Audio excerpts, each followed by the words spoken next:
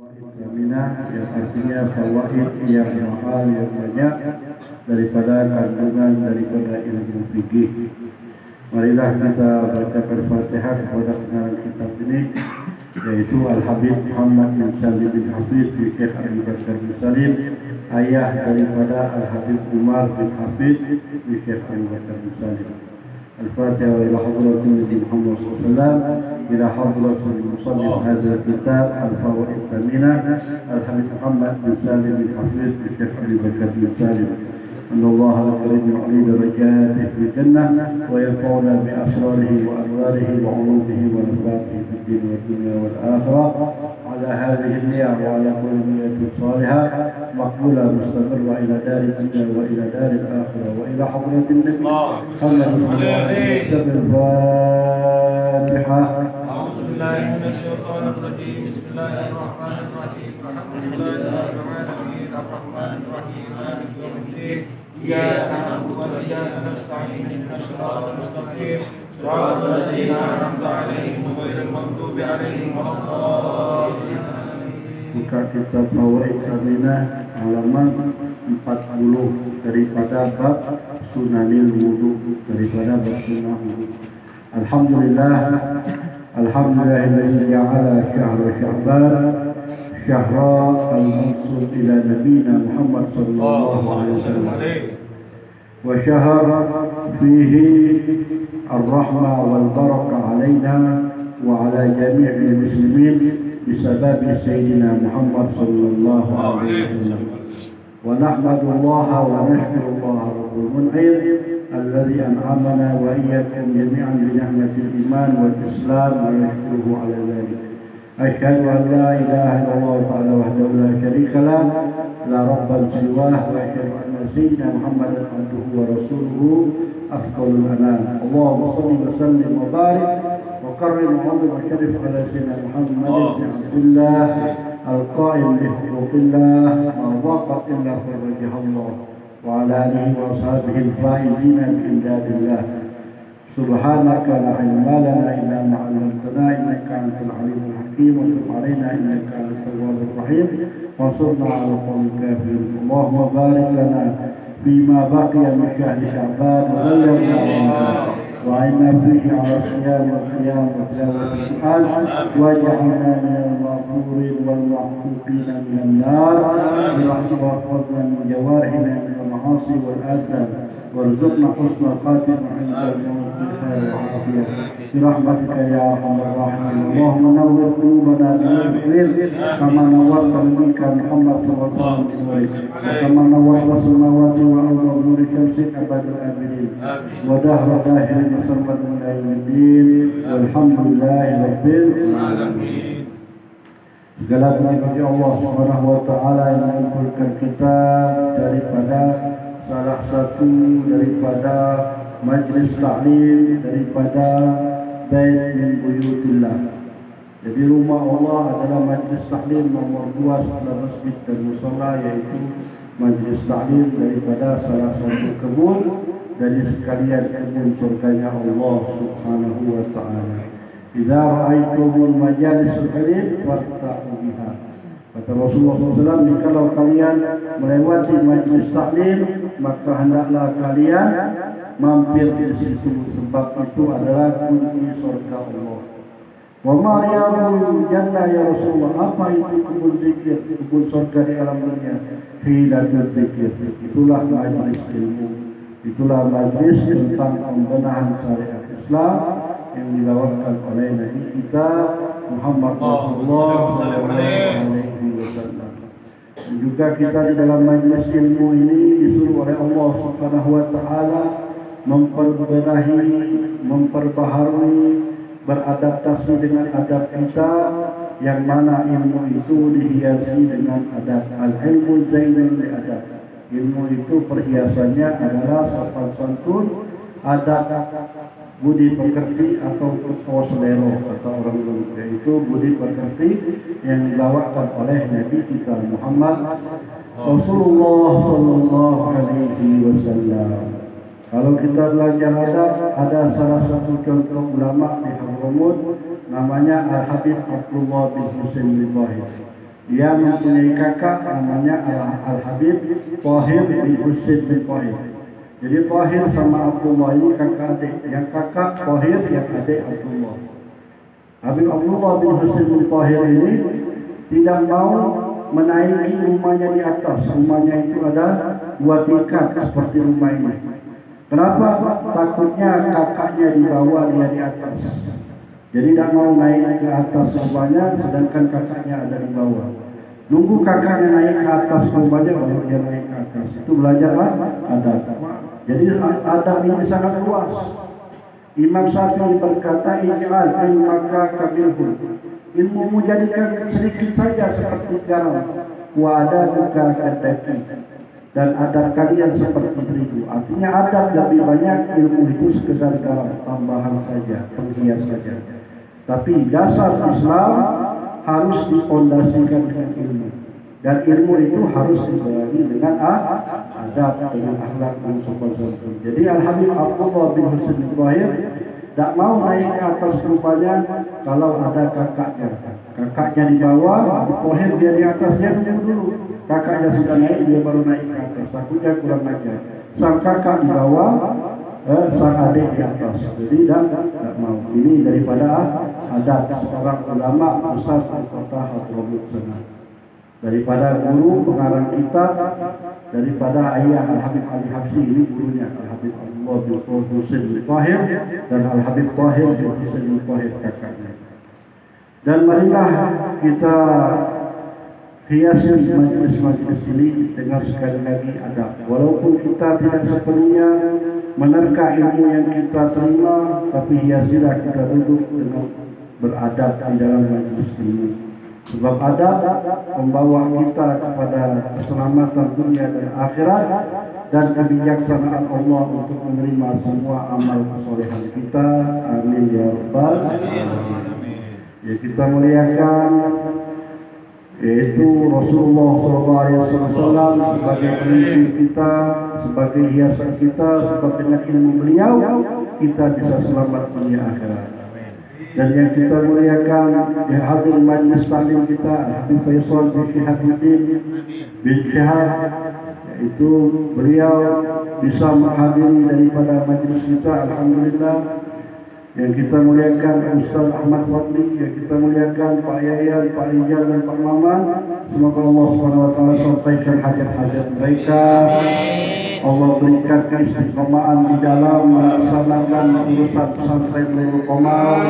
Allah berikan kuasa rezeki, Allah berikan daripada kesehatan dunia dan akhirat, dan Allah berikan daripada urusan daripada hutang piutang atau tanahnya dilancarkan oleh Allah Subhanahu wa taala dan masalahnya kembali clear secara sempurna. Amin Allahumma ya rabbal alamin.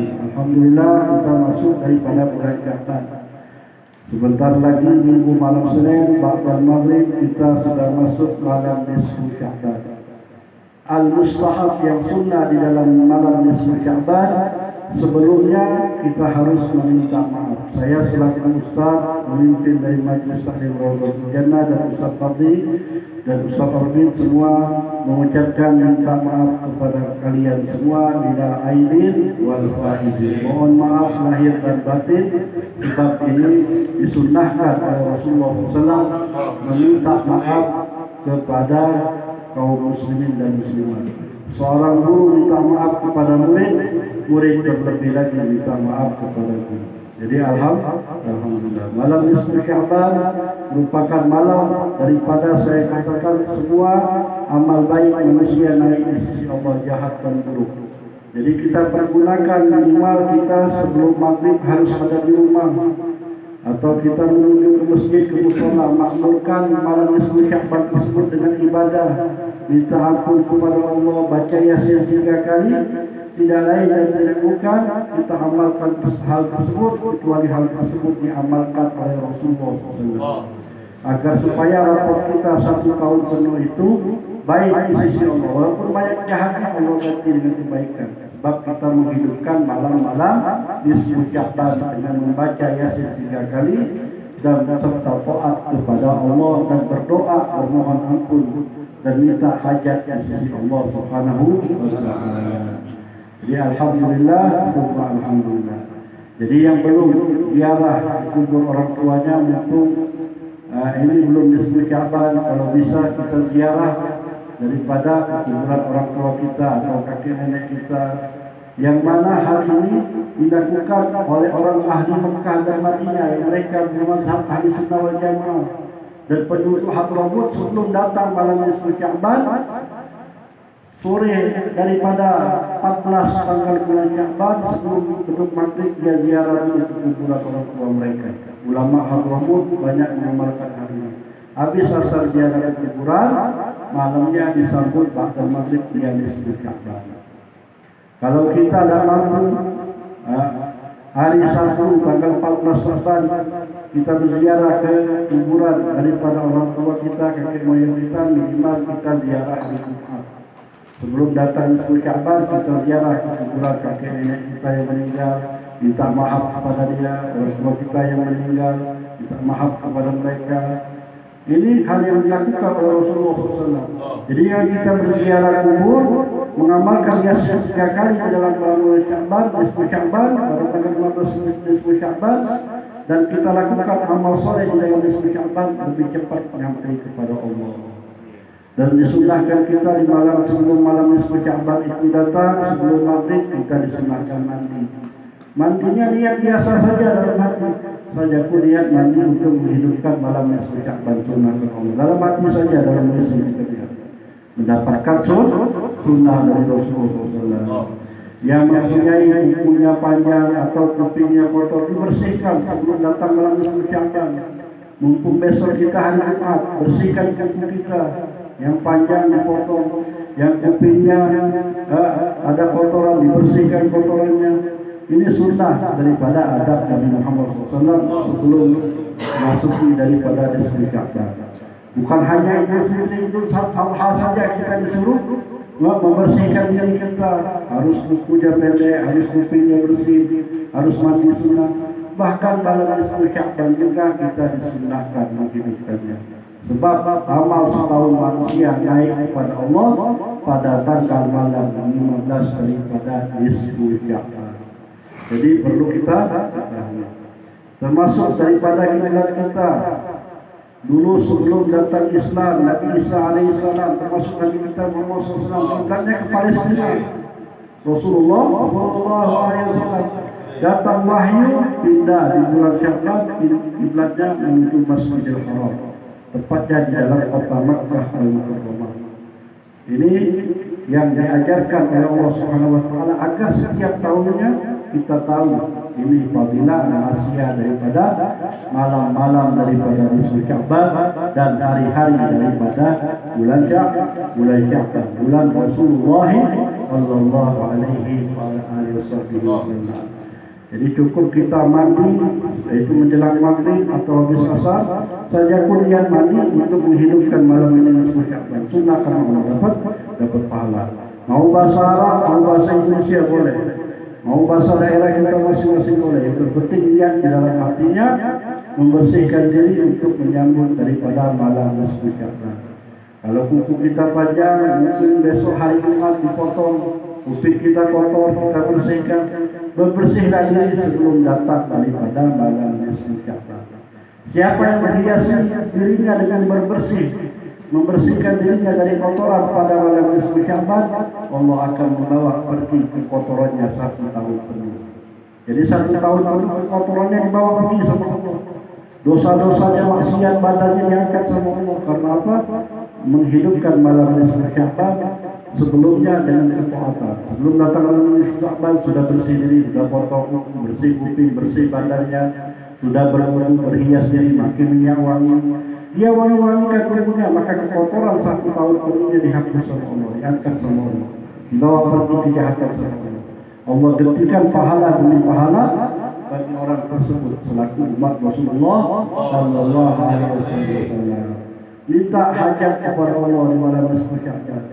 Minta agar supaya amal solehnya diterima di sisi Allah yang utama, dosa-dosanya diangkat. Minta apa hajat kepada Allah, Allah pasti dengarkan daripada malam nisfu Sya'ban. Kita tak bisa bertahajud walaupun malam Jumat kita tertidur malam, minimal kita bertahajud di malam nisfu Sya'ban atau menghidupkan waktu antara maghrib dan isya untuk taat kepada Allah di dalam malam nisfu Sya'ban.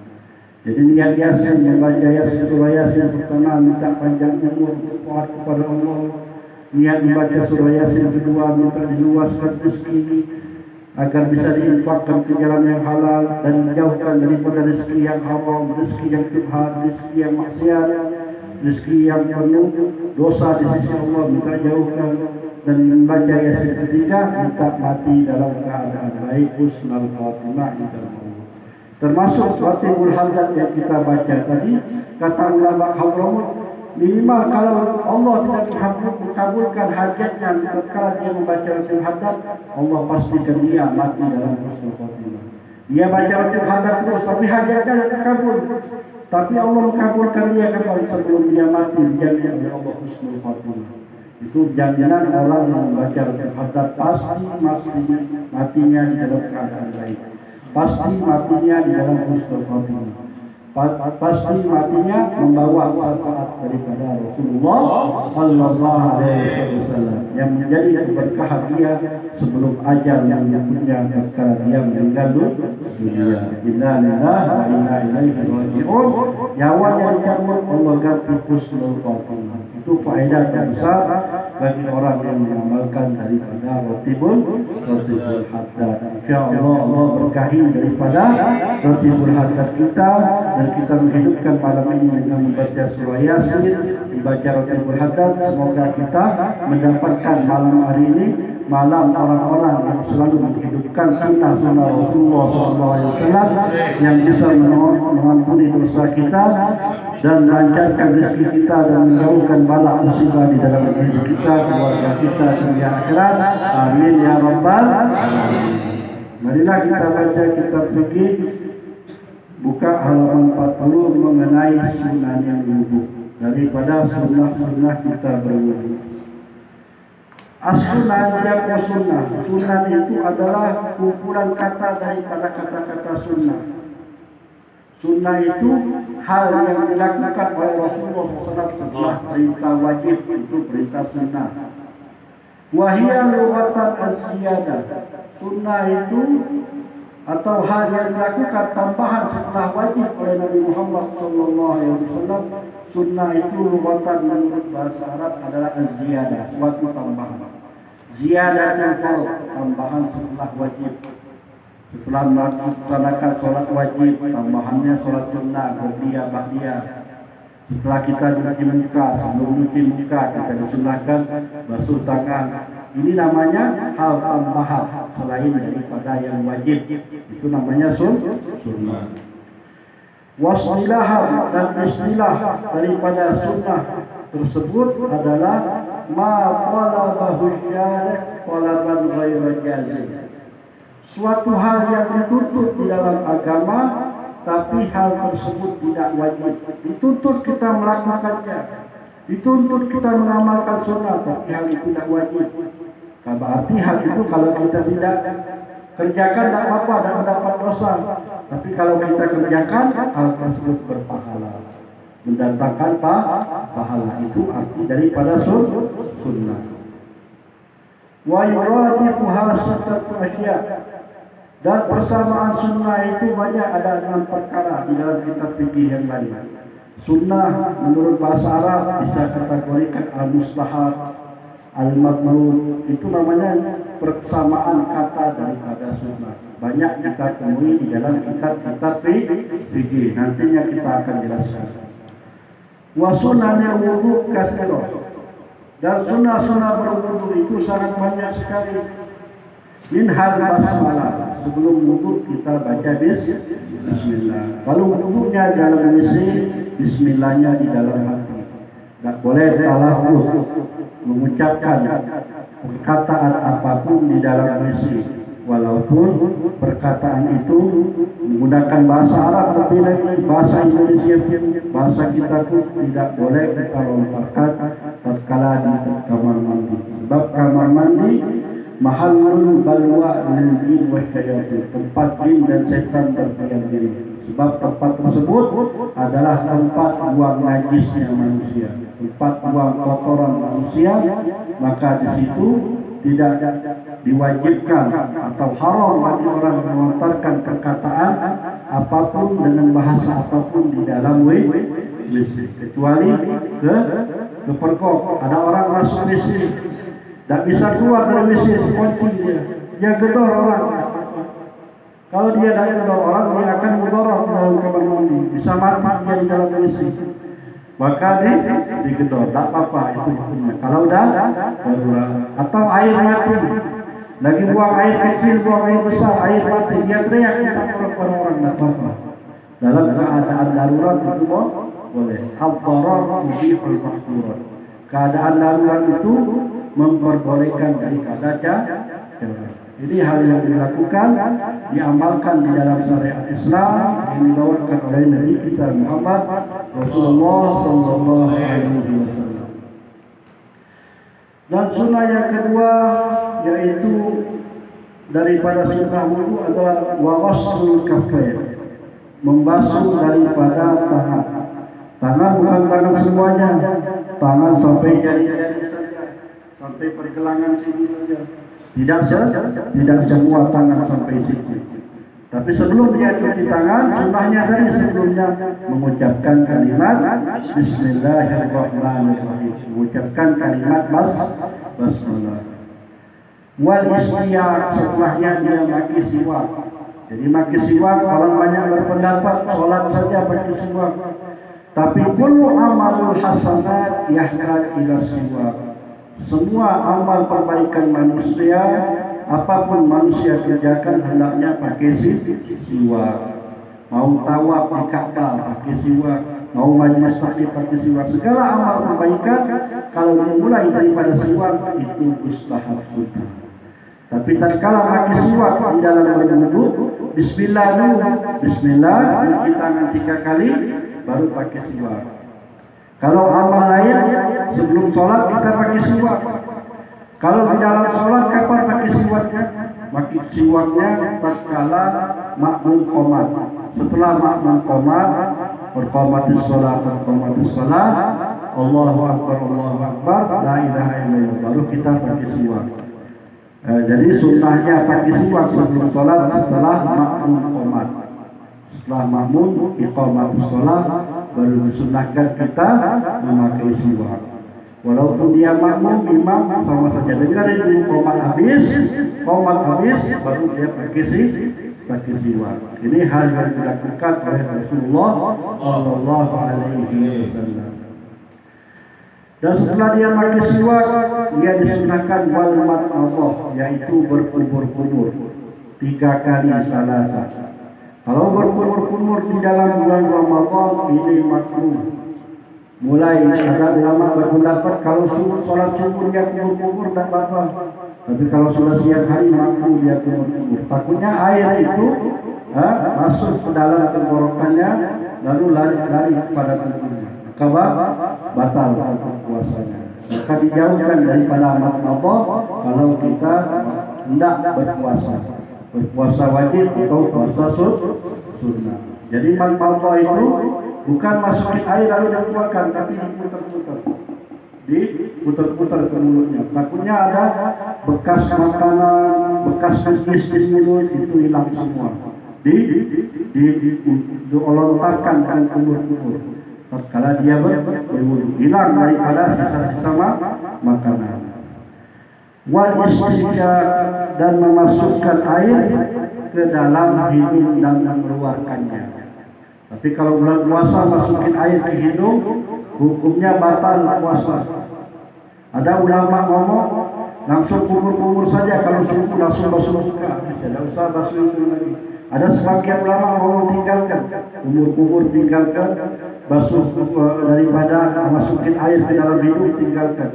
Waktu saat berpuasa Ramadan atau berpuasa sunnah. Bab hal itu bisa membatalkan puasa. Masukin air ke dalam hidung batal, apalagi mengeluarkannya. Sudah pastilah batal puasa. Wat taslis, dan orang yang berwudu itu sunnahnya harus 3 kali. Jadi basuh tangan 3 kali. Pakai siwak juga 3 kali sebenarnya, dibuat angka 8 3 kali. Pakai siwak dibuat angka 8 begitu. 3 kali. Jadi tasbih 3 kali itu sunnah. Pakai siwak 3 kali, cuci tangan 3 kali, kumur-kumur 3 kali, masukin air, mengeluarkan air juga 3 kali. Sebab 3 kali itu bilangan yang disukai oleh Rasulullah. Paling malasnya umat Nabi Muhammad SAW itu sholat witir 3 rakaat. Paling banyak sholat witir itu 11 rakaat. Tapi kalau sholat witir dilakukan 1 rakaat, hal itu makruh. Bahkan ulama ngomong haram kalau setiap malam sholat witir 1 rakaat. Berarti orang itu bakhil kepada Allah. Kalau bilangan 3 rakaat, berarti bilangan itulah yang disukai oleh Allah. Tidak dibenci oleh Allah, tapi disukai oleh Allah. Sebab kalau sholat tidak ada namanya sholat 1 rakaat. Adapun sholat yang cepat yaitu sholat jenazah 4 takbir. Tapi kalau sholat 1 rakaat itu tidak ada. Itu makruh dilakukan sholat witir 1 rakaat tiap malam, dan ulama ngomong ada yang mengatakan haram.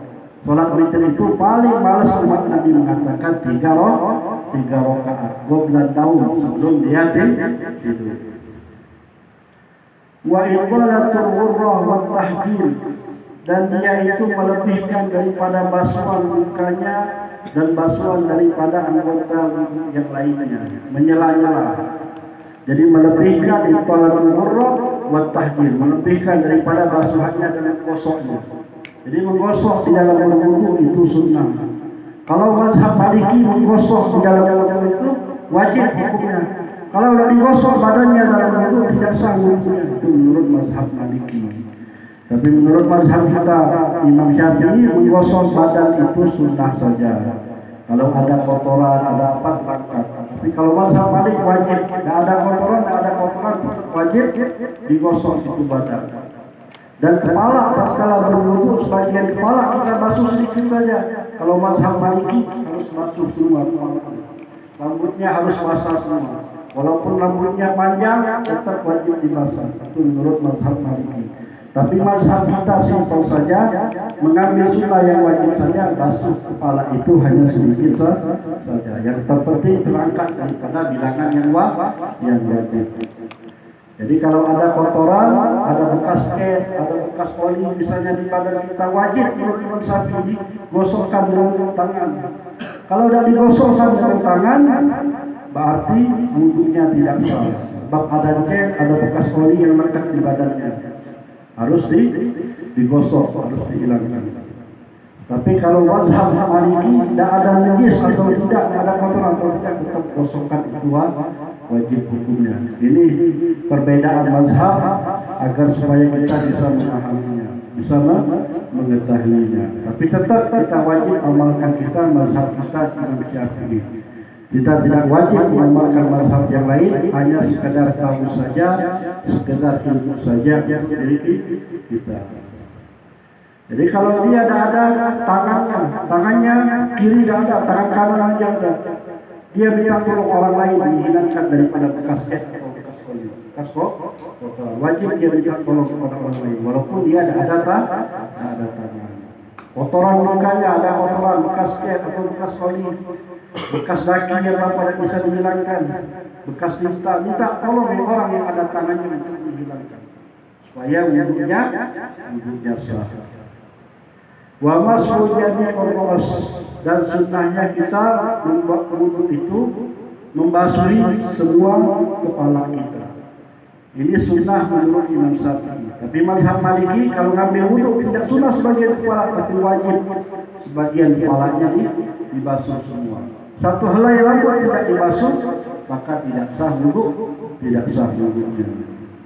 Wa mas'ul udhunai, dan membasuh daripada kedua telinga. Ingat kalau puasa masukin telinga, takut luarnya saja, jangan dalamnya, takutnya air masuk ke telinga batal puasa kita. Jadi bagian zahirnya saja jangan sampai, yaitu masuk air ke dalam lubang telinga kita lalu turun kepada tubuh kita, batal puasa. Warraqabah, dan masuk daripada leher.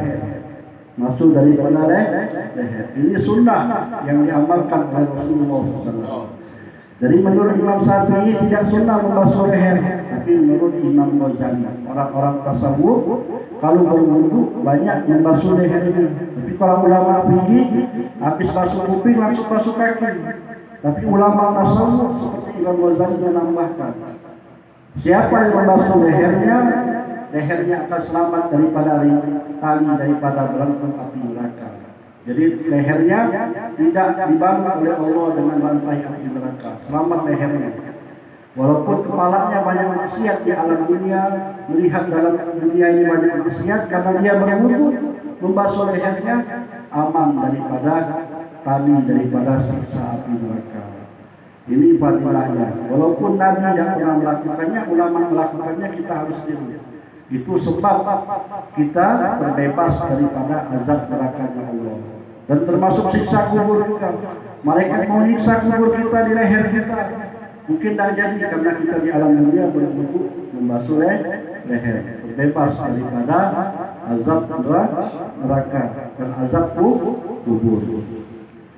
Wal muwalah, dan orang yang berwudu itu harus berurutan. Jadi basuh tangan 3 kali, kumur 3 kali, harus tertib. Kalau dia lupa berwudu, ulangi lagi dari awal. Misalnya dia basuh kuping, lupa, kus bagian kepala tadi dari basuh, ulangi lagi dari awal. Kalau masalah was-was 3 kali atau 4 kali, boleh ditambahkan. Saya tadi basuh tangan 3 kali atau 4 kali. Tambahin lagi sekali. Walaupun basuh itu basuh yang keempat. Karena kita ada was-was dalam hati kita. Kita masuk Mekah pertama, terus masuk Mekah kedua kita ingat, udah berniat masuk Mekah niat wajib wudu. Maka basuh sekali lagi bukannya, jadi 4 kali basuh Mekah. Tidak apa-apa, karena dia lupa. Al-insan mahal mengkotok wan manusia. Manusia ini tempat ladangnya lupa dan salah. Duduk saja lupa, apalagi sholat 4 rakaat atau 5 rakaat. Itu manusia. Tapi kalau dia ingat, fadilahnya lebih daripada orang yang sholat sempurna. Seperti orang sholat, daripada sholatnya ingat terus sudah lupa. Ada satu orang sholat lupa dia. Sholat isya tadi 4 atau 3, 4 atau 3. Dia tambah sekali lagi, lalu dia sujud sahwi. Sholat orang yang lupa ini lebih fadilahnya 70 kali dibandingkan orang yang sholat tak pernah lupa. Karena lupanya tidak disengaja, lupanya benar-benar lupa. Tidak. Ini fadilahnya lebih daripada orang salat 70 kali, 70 derajat. Ini fadilah orang yang lupa. Tapi lupanya benar-benar lupa. Tidak ada yang ingatkan. Saya salat jamaah, salat isya, tidak tahu 3 rakaat, makmum tidak ada yang ngasih tahu. Dia habis salat ingat lagi makmumnya, salat lagi tambah 1 rakaat. Lalu tutup sujud sahwi. Salatnya tadi lebih daripada salat orang yang ingat 70 rakaat. Orang lupa saja dikasih pahala sama Allah, apalagi orang yang ingat dikasih pahala oleh Allah. Yang lupa bukan pahalanya, yang tidak pernah lupa tetap Allah berikan pahala. Itu maha adilnya Allah Subhanahu wa ta'ala. Wa tarkul isti'anah, dan orang yang berwudu itu harus dia meninggalkan minta tolong kepada orang lain. Dia mampu cuci tangan sendiri, dia basuh sendiri tangannya, wudu sendiri. Tidak boleh minta bantuan orang lain kecuali dia uzur. Dia di dalam kursi roda, dia keadaan sakit di ranjang, tidak apa-apa minta bantuan orang lain. Kalau badannya sehat, mampu minta tolong orang lain untuk berwudu. Ya, dia harus ngambil centong sendiri, harus buka keran sendiri, sebab dirinya mampu. Kecuali dirinya tidak mampu, tangannya ada, atau dia sakit, tidak apa-apa minta tolong orang lain. Ini keadilan Allah dalam hukum Islam. Wa tarku tajhih bi khirqah, dan meninggalkan daripada berlebih-lebihan tatkala dia berwudu. Sudah 3 kali sudah.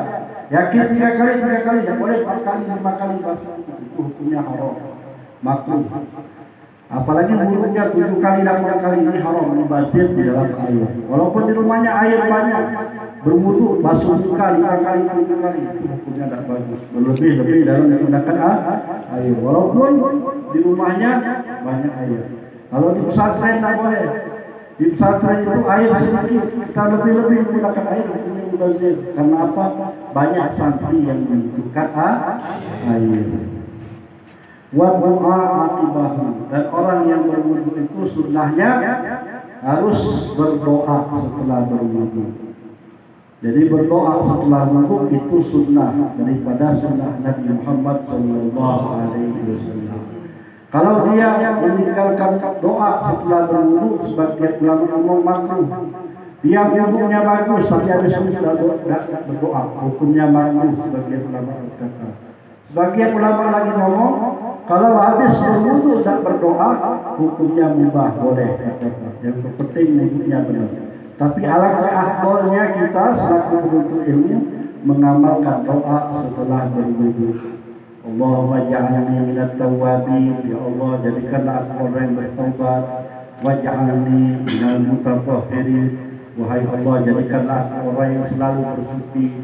Waj'alni min ibadikas sholihin, dan jadikanlah aku hambamu yang soleh. Jadi doanya singkat saja, pendek saja, yang terpenting kita amalkan. Perangkat kita daripada wudu kita. Mungkin wudu kita diterima oleh Allah dengan Nabi sebut berdoa, wudu kita diterima oleh Allah. Dan salat kita semua diterima oleh Allah Subhanahu wa taala. Faidah ini mengenai faidah. Makna itolatul roh.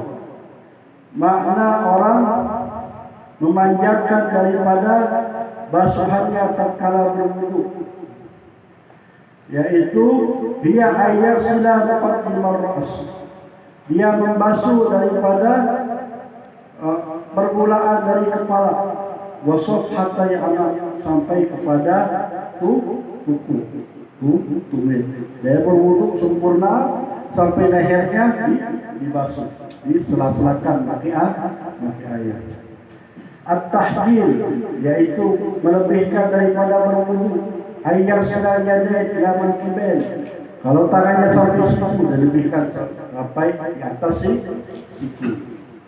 Warijlen, dia rukbaten. Kalau dia basuh kaki sampai mata kaki, dilebihkan mata kaki. Kalau kakinya ada, yang ada mata kaki, maka mata kakinya wajib dibasuh. Mungkin kakinya ada bekas kecelakaan atau bawaan dari lahir, adanya cuma mata kaki, tetap dia wajib basuh mata kaki sampai lebih. Ini ajaran yang disunnahkan oleh Rasulullah Sallallahu Alaihi Wasallam. Faidatuh, ini mengenai faedah. Wabitul tuala, apa arti kata daripada berurutan dalam berwudu? Wa ayyatul qudusani qabla jafafil awal. Yaitu membasuh anggota kedua setelah berwudu sebelum kering anggota pertama. Basuh muka sebelum muka kering, basuh lagi muka tapi 3 kali. Jangan nunggu kering dulu muka baru basuh muka lagi. Itu makruh hukumnya. Langsung cuci basah, basahin lagi sampai 3 kali. Boleh tak kalau kita basuh tangan di WC, terus basuh tangan kiri di keran situ, boleh. Tapi dengan syarat tidak keluar sesuatu dari kemaluannya. Dia ada kencing, tidak kentut, misalnya dia ambil wudhu di kamar mandi, basuh muka di kamar mandi. Terus 5 menit lagi dia basuh tangan di luar kamar mandi di keran, itu tidak apa-apa. Dengan syarat dia tidak keluar sesuatu dari kemaluan depan belakangnya. Maka hukumnya sah.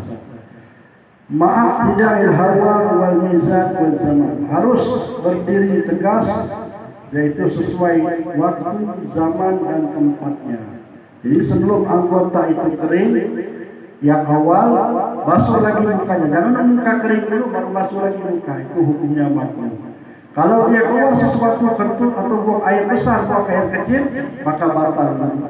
Maka wudu itu suatu hal yang harus dilaksanakan.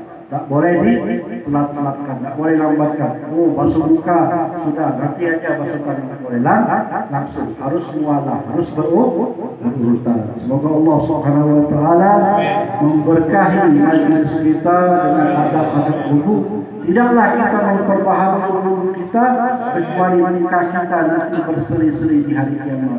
Kata Rasulullah SAW, ummati al-qurratul muhajjalina min athari umat itu akan terang di hari kiamat bukan karena banyak sholatnya, banyak puasanya, tapi wudunya bagus terang. Makanya di hari kiamat melebihi daripada cahaya bulan purnama yang terang. Muka orang berwudu lebih terang daripada bulan yang menyinari diri Allah Subhanahu wa taala. Semoga Allah berkahi majlis kita, Allah panjangkan umur kita, Allah berikan keutamaan malam-malam daripada kesempatan pengampunan untuk diri kita, untuk keluarga kita, untuk orang tua kita yang meninggal dunia, untuk kakek moyang kita yang meninggal dunia. Allah luaskan kuburnya dengan cahaya Allah. Allah jauhkan dalam rezeki Sya'bannya siksa daripada siksa Allah. Dan Allah Subhanahu wa taala berikan kelancaran rezeki kita dunia akhirat. Dan Allah Subhanahu wa taala jauhkan rezeki kita dari rezeki yang haram dan mendekatkan rezeki kita agar bisa menyumbang ke jalan ajaran Islam, pesantren, majlis taklim, dan jauhkan rezeki kita dari kemaksiatan yang diharapkan oleh Allah Subhanahu wa taala. Dan Allah Subhanahu wa taala lancarkan urusan kita berkat majlis taklim, berkat malam nisfu Sya'ban, dan berkat majlis taklim yang kita pelajari. Rahmatika ya arhamar rahimin. Wa sallallahu alaihi wasallam. Walhamdulillah. سر الفاتحة.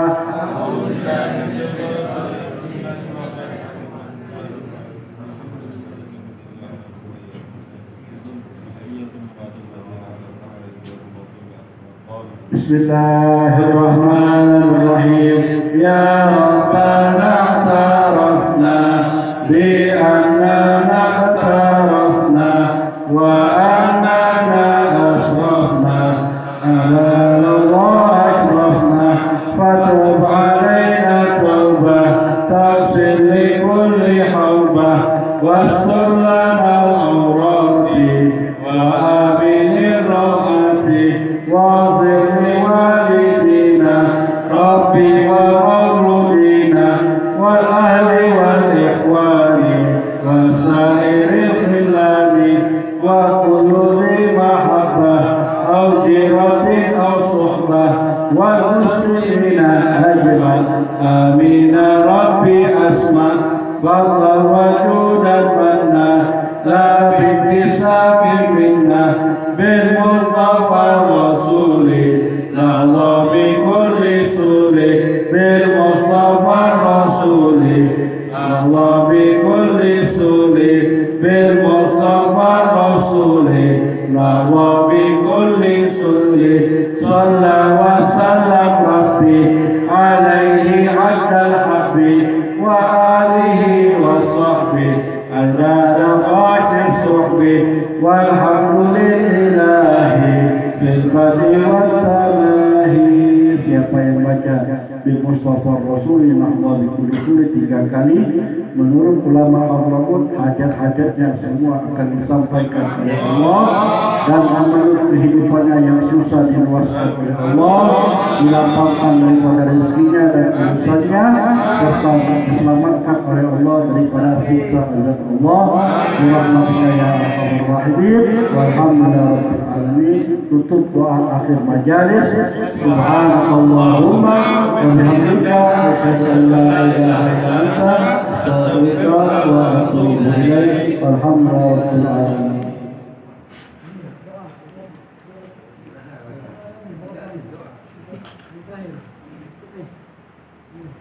Amin amin amin. Rabbana taqabbal minna innaka antas samiul alim wa tub alaina innaka at-tawwabur rahim. Warhamna bi rahmatika ya arhamar rahimin. Wa sallallahu alaihi wa sallam Muhammad wa ala alihi wa sahbihi.